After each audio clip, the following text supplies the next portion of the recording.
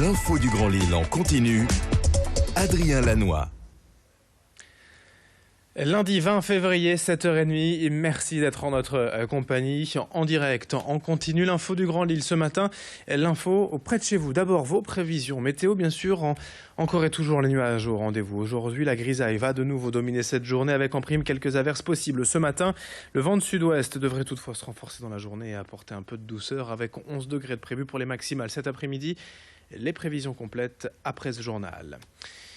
Sur les routes, l'image de l'agglomération en temps réel ce lundi matin. Soyez prudents et patients au volant. Pour l'instant, quelques ralentissements tout de même à signaler sur la 25 et la 1, mais rien de comparable avec ce que l'on a d'habitude. C'est la deuxième semaine de vacances scolaires, deuxième semaine de répit pour les automobilistes. La première image de ce journal matinal, c'est d'abord la 32e édition du Zénith de la Solidarité hier à Lille. 4000 personnes ont répondu à l'invitation du Secours populaire du Nord pour un grand spectacle musical sur le thème des années 80. Plusieurs groupes se sont relayés sur scène durant 4 heures.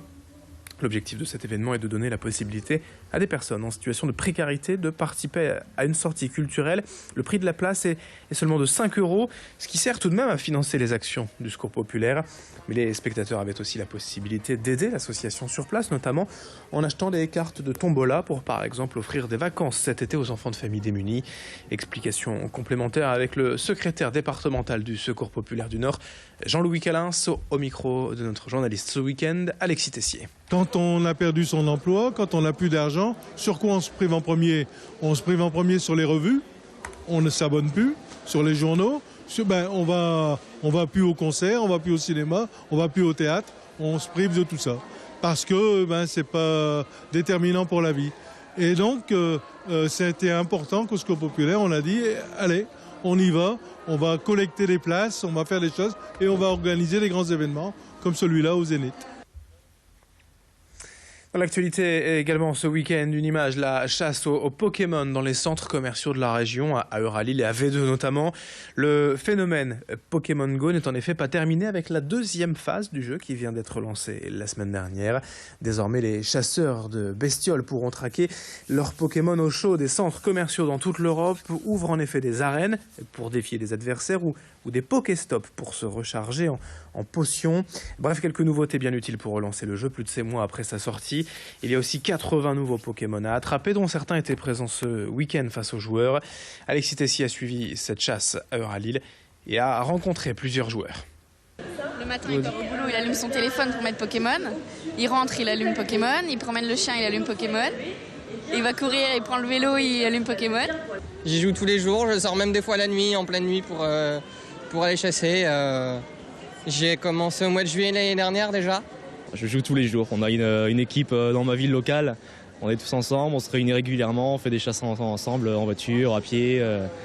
Un gros joueur tous les jours. Dès que je peux, dès que j'ai un déplacement, j'en profite.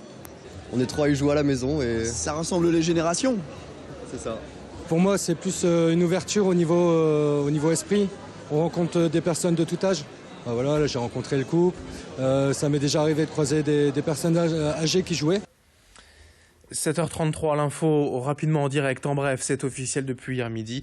L'Argentin Marcelo Bielsa sera donc bel et bien l'entraîneur du LOSC la saison prochaine. Le club l'a officialisé hier sur son site internet. 2 ans de contrat ont été signés, dont une en option. El Loco, le fou comme on l'appelle, prendra en charge l'équipe le 1er juillet prochain. Et avant cela, c'est bel et bien Franck Passy qui terminera la saison sur le banc. Mais Bielsa lui a déjà commencé son travail. On a là observé ces derniers jours l'équipe réserve du LOSC en CFA et celle des jeunes de moins de 19 ans. En attendant, en Ligue 1, sachez que les Dogs se sont donné de l'air ce week-end en allant battre Caen 1-0. Et le LOSC désormais 14e au classement. Un chiffre également à vous donner, 31 128 le nombre de personnes en situation de surendettement dans les Hauts-de-France. C'est 5 000 de plus qu'en 2015. Le montant global de l'endettement de ces ménages s'élève ainsi à plus de 880 millions d'euros. Et puis notez ce meeting de Xavier Bertrand pour soutenir François Fillon cette semaine à Marcq-en-Barœul. Le président de la région animera une réunion publique jeudi à 19h en soutien aux candidats Les Républicains à l'élection présidentielle. Rendez-vous donné donc jeudi 19h à l'hippodrome des Flandres à Marcq. Dans cette édition également, quelques images du député maire de Marcq-en-Barœul, d'ailleurs Bernard Gérard, dans la peau d'un policier dans le cadre de l'émission « J'aimerais vous y voir », diffusée sur LCP cette semaine, où un élu est en immersion au cœur d'un métier. Le républicain Bernard Gérard a donc enfilé l'uniforme de policier municipal le temps d'une journée. Il a suivi une patrouille de Tourcoing et a participé à plusieurs missions avec les agents du métro ou des contrôles de vitesse sur la route. L'objectif de l'émission est de favoriser la prise de conscience des élus face aux difficultés d'une profession sur le terrain.